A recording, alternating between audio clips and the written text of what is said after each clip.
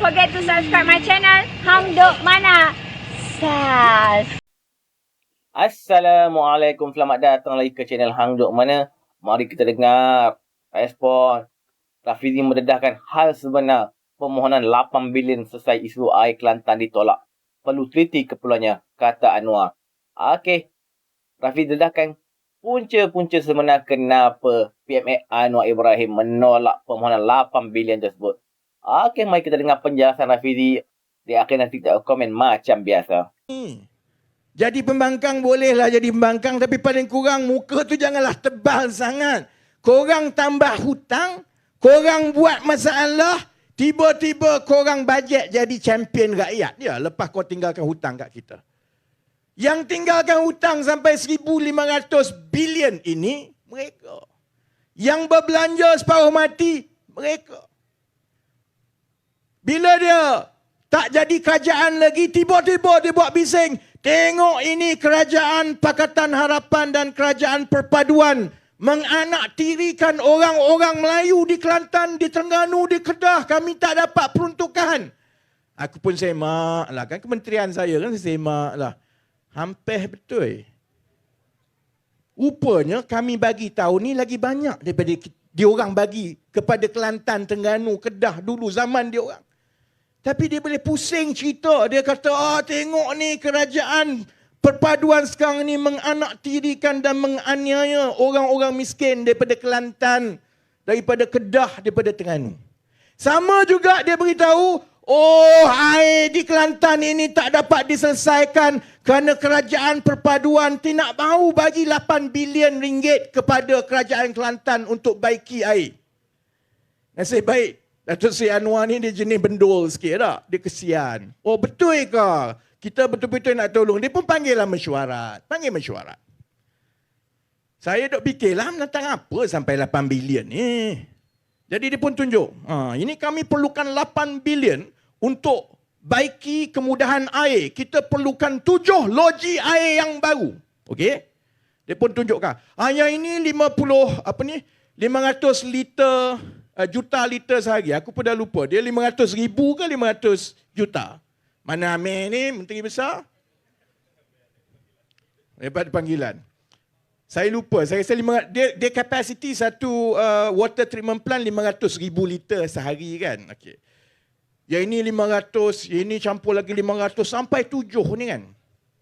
Kemudian kami tanya, sebenarnya kamu nak sampai 8 bilion bina sampai 7 loji rawatan ni, sebenarnya berapa je permintaan dan penggunaan air yang diperlukan ni?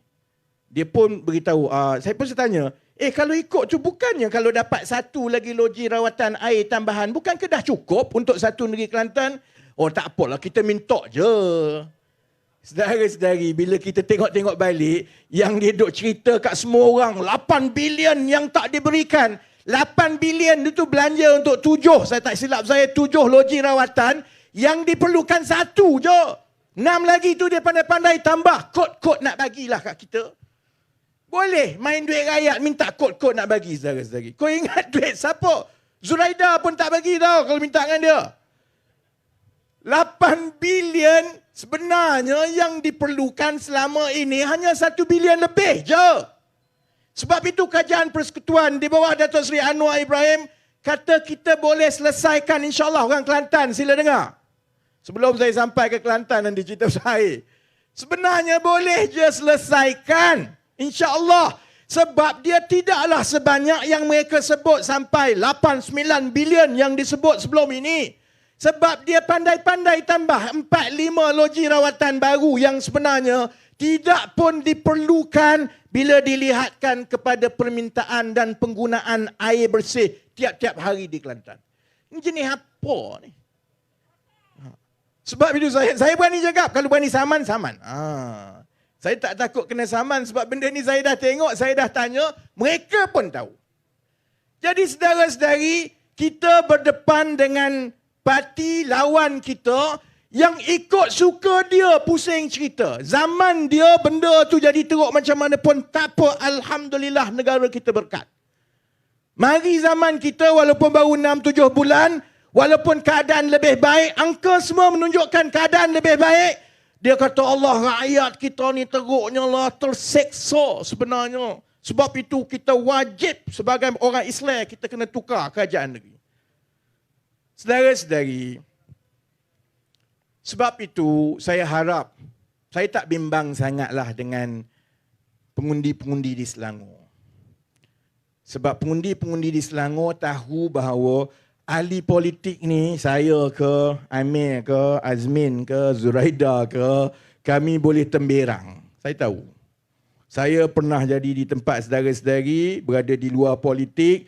Saya pun kadang-kadang tengok, ya, saya pun masa saya tak ada dalam politik 4-5 tahun lepas, saya kata, ya, dia orang ni temberang je ni. Tapi saya tahu rakyat Selangor juga telah ada pengalaman melalui proses menukar kerajaan. Rakyat Selangor boleh memilih, tolak ke tepi semua TikTok tak TikToknya, sentimennya semua. Kerana akhirnya kita kena berpaksikan keputusan kita kepada perkara yang berfakta, ilmiah dan yang hakiki. Kalau nak cerita pasal ekonomi, tengok kepada angka rasmi. Kamu boleh sembang kencang, harga barang tutang-tutang semua, tapi inflasi turun. Jawab yang itu dulu. Jawab yang itu dulu. Kamu boleh cerita baju ketat, tak baju ketat, tapi bila semak, tak ada pun peraturan bertukar macam itulah daripada dulu. Jadi macam mana kamu boleh kata bila kerajaan bertukar baju boleh jadi ketat tiba-tiba? Sama juga, kamu boleh cerita pumpang-pumpang kerajaan semua ini menafikan, menzalimi semua. Bila kita semak, kau nak beritahu, kau nak simpan malu tu kat mana bila kita tunjukkan dalam parlimen kerajaan perpaduan bagi peruntukan yang lebih besar kepada negeri-negeri Kelantan, Terengganu dan Kedah berbanding masa zaman diorang jadi kerajaan dulu pun. Jadi letakkan kepada fakta.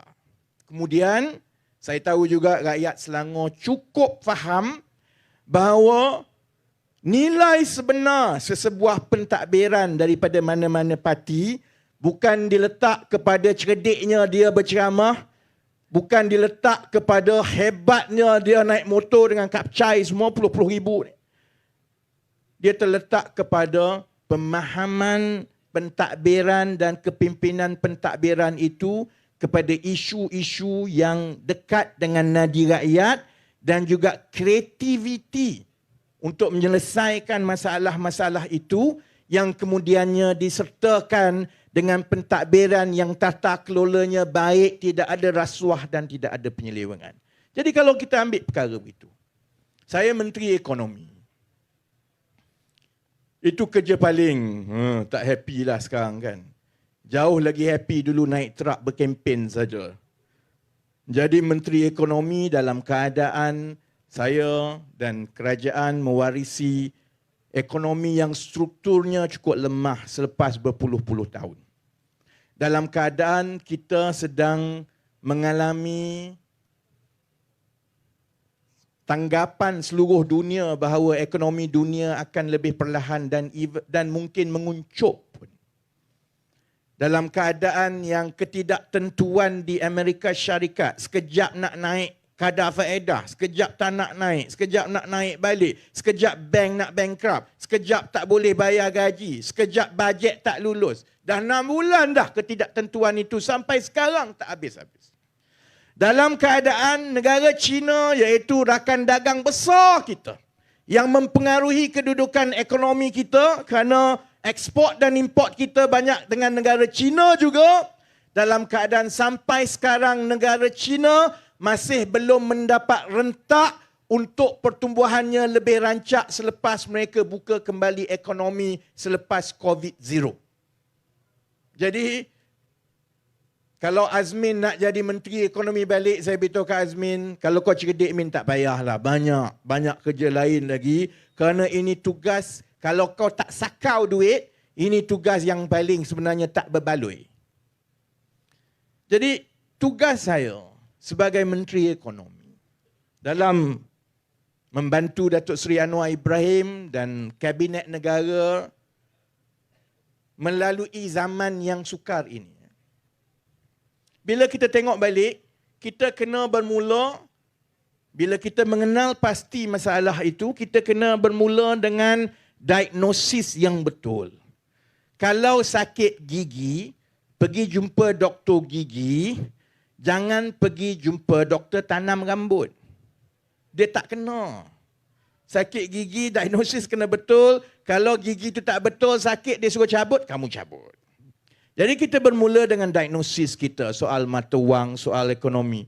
Sebenarnya kenapa kita jadi macam ini? Batuk di Amerika Syarikat, kita terkesan. Batuk di China, kita pun terkesan. Ekonomi berkembang, tapi gaji tak naik. Gaji naik pun, kalau bising sikit, peniaga naikkan harga barang makanan, tiba-tiba saja yang kenaikan gaji kita tahun lepas itu tak mampu dah nak tampung kenaikan harga barang makanan yang berlaku. Apa diagnosis? Kenapa kita jadi macam ini sebenarnya, saudara-saudari? Nak kata negeri miskin? Tidak. Nak kata tak ada hasil? Kalau ikut Sanusi dekat Kedah, Kedah dah boleh jadi negara Wakanda dah, kaya raya. Jadi kenapa kita jadi macam ini? Sebab kita ada masalah struktur. Kalau diberi pelambangan dengan rumah hebat macam mana kamu rasakan pun, kalau tiangnya sengit atau reput, rumah itu akan berbahaya sampai bila-bila. Angin tiup sikit je, kamu takut nak runtuh. Mari anak-anak sikit je, silap-silap lagi tumbang. Ribut mari, confirmlah melayang, saudara-saudari. Itulah ibarat ekonomi kita sekarang, kerana struktur ataupun tiang yang menjadi asas ekonomi kita ini sudah lemah. Dan oleh sebab itulah kita menjadi cukup sensitif kepada benda-benda yang berlaku di luar kita. Bila Amerika Syarikat naikkan kadar interest secara berturut-turut dalam tempoh 12 bulan yang lepas, kesan dia begitu besar kepada kita kerana orang tak nak lagi simpan duit di negara ini. Ada 2-3 jenis orang yang berurus niaga dolar ringgit ini. Orang selalu kata, oh ini kalau ringgit teruk ni sebenarnya sebab pelabur asing FDI tak masuk. Saudara-saudari, FDI itu tak adalah kesan sangat dengan ataupun tak adalah memberi kesan sangat kepada nilai mata wang. Yang bagi kesan ni ada 2 kumpulan ni. Satu ialah pengeksport atau pengimport yang berurus niaga dengan dolar dan ringgit tiap-tiap bulan. Kalau dia jual ekspor dia keluar negara, dia akan dapat bayaran dalam dolar. Baik, saya nak tanya saudara-saudari. Saudara-saudari tokek, kilang besar. Saudara-saudari jual kepada pembeli saudara-saudari, katakanlah dekat Jerman. Sekali jual, dia bayar saudara-saudari 10 juta dolar. Saudara-saudari ada pilihan. Kalau tak bawa balik duit itu, tinggalkan dekat Jerman, maksudnya letak dekat bank sana, saudara-saudari akan dapat 5% hasil setahun. Kalau bawa balik, tukar kepada ringgit, simpan dalam bank di Malaysia, saudara-saudari dapat 3%. Jadi ada beza 2%. Bayangkan 10 juta dolar bersamaan dengan hampirlah lebih kuranglah 50 juta ringgit. Beza 2% daripada 50 juta ringgit adalah 1 juta. Jadi dia fikir, apa aku buat balik, aku simpanlah sebab nanti interest sana lagi tinggi. Begitu juga dengan pelabur-pelabur dana portfolio yang beli bond di negara kita, yang beli saham di negara kita, dia duk fikir, kalau saya, diorang ni kawal dana bertrilion ringgit daripada pelabur-pelabur seluruh dunia. Dia fikir, kalau saya letak dekat Malaysia, saya dapat 3%. Kalau saya letak dekat Thailand ke, dekat Singapura, tambah kalau saya letak dekat Amerika, saya dapat 5%. Buat apa aku pergi letak kat Malaysia? Jadi kalau ikut Perikatan Nasional, yang kamu ni kamu tak buat apa-apa ke mata wang kamu ringgit teruk ni, saudara-saudari boleh je. kita buat bodoh macam dia. Tak apalah, demi mata wang semata-mata, kita naikkan interest rate lebih tinggi. Boleh saudara-saudari. Dia naiklah mata wang tu. Tapi apa jadi kepada rakyat biasa? Yang kena bayar pinjaman. Yang kena bayar pinjaman kita.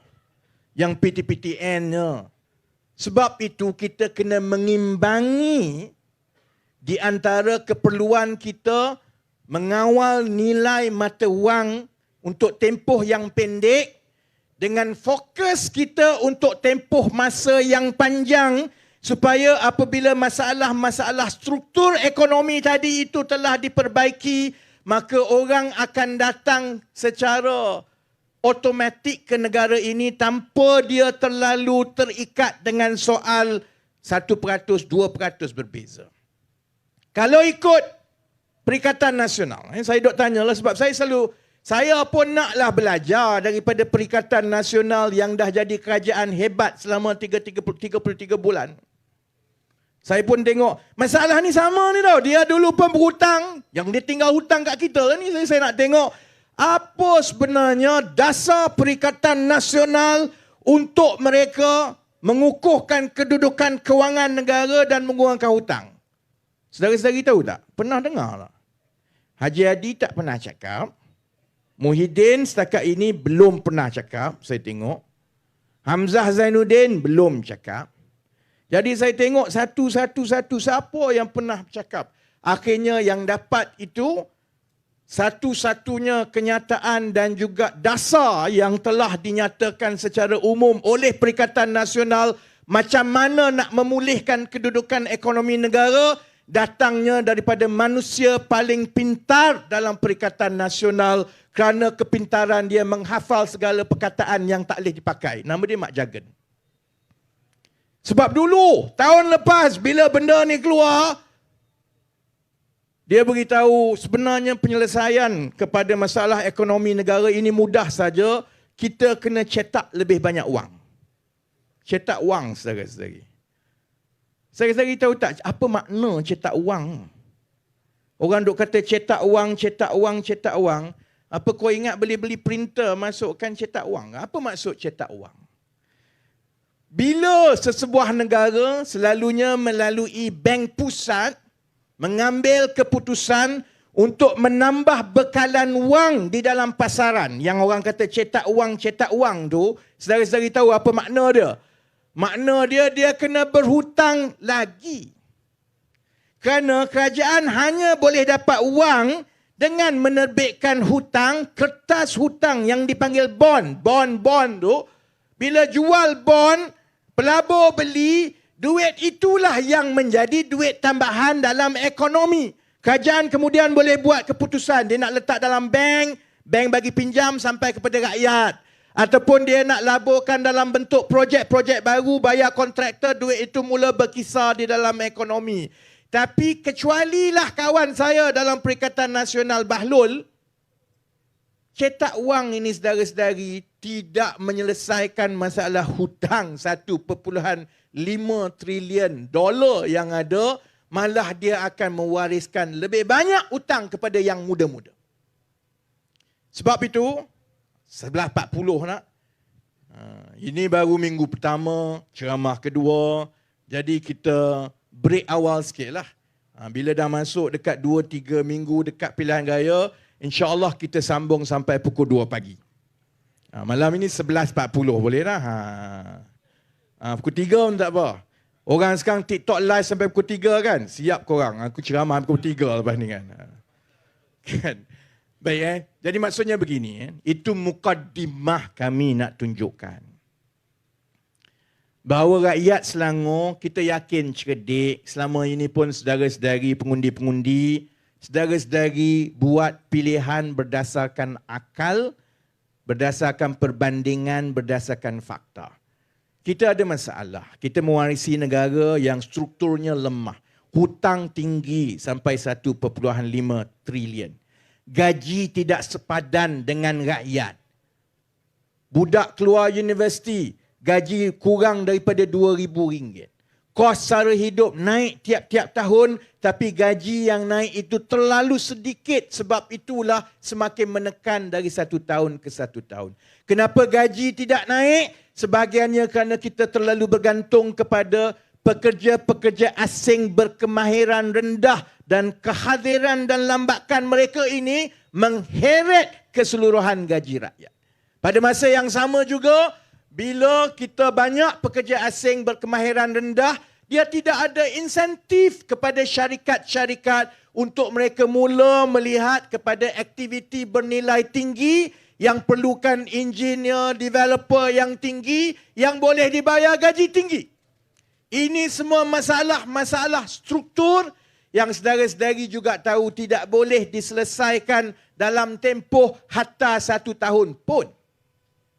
Saya tak kisah kalau orang tanya saya, kenapa kerajaan sampai sekarang ni masih lagi belum boleh memulihkan ekonomi.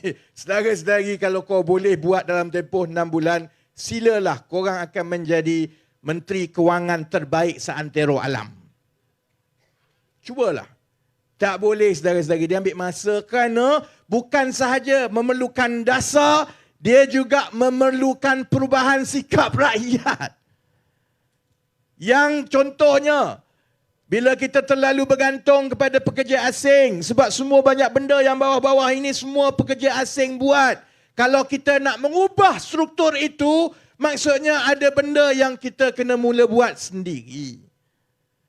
Kita selama ini tak nak bercucuk tanam. Kita pandang rendah soal bercucuk tanam. Sehingga kan kita kena mengimport banyak makanan. Bertahun-tahun kita cerita pasal harga barang. Tapi pentadbiran demi pentadbiran, tak ada yang cuba menumpukan untuk membina infrastruktur pertanian moden yang kami buat sekarang. Jadi sebab apa? Sebab selama ini orang kata, alah petani buat apa, baik saya jadi scammer. Sekarang ini kita kena ubah sikap kita juga supaya kita yakinkan anak muda, bina infrastruktur yang baik supaya menjadi usahawan tani moden itu ialah pekerjaan yang setaraf dengan engineer, dengan arkitek. Baru kita boleh selesaikan dalam tempoh 3-4 tahun akan datang. Okey, tuan-tuan, kita tahu kenapa PMX kita tidak bersetuju memberi 8 bilion. Kerana keperluan sebenar hanya 1 bilion lebih sahaja untuk selesaikan masalah air Kelantan. Mereka yang cuba terelak mungkin dapat duit banyak, tapi dia tak tahu itu duit kerajaan. Seperti Rafizi memberitahu tadi.